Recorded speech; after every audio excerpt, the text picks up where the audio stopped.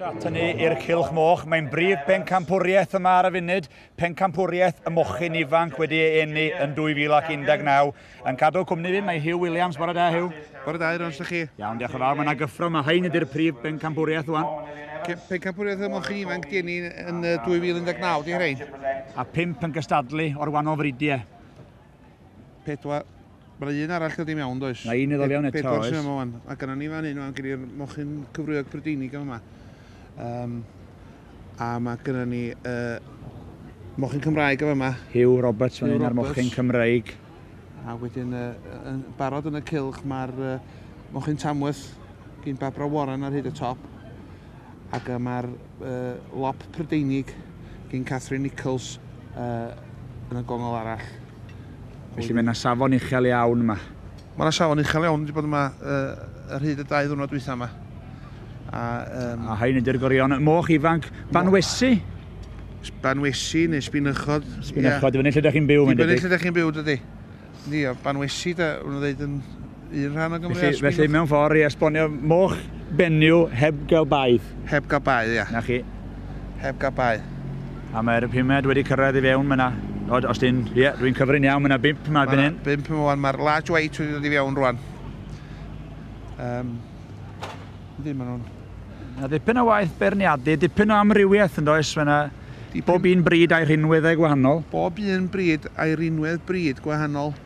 Ond deud y gwir, mae rhywun rhinweddau ydych chi'n clot amdan mewn sbinwch ifanc de.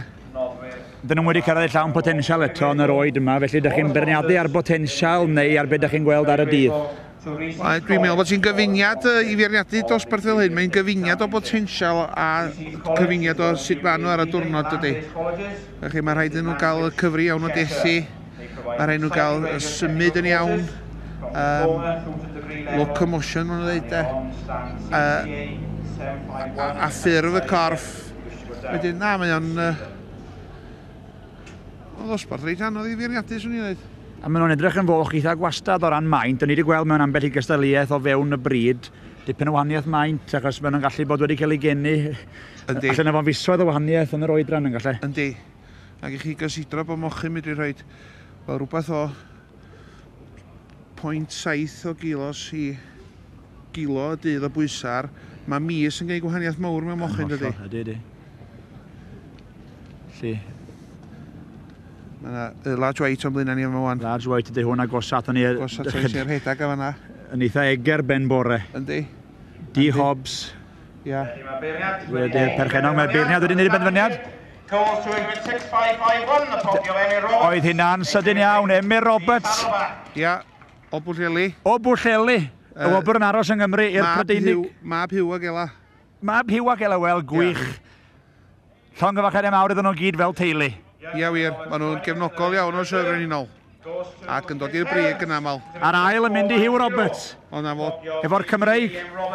Gwobr deiblyg i'r teulu. Wel, gwych. Mae yna ddathlu yma yn y Cylch Moch. Mae wedi mynd yn deuluol iawn yma.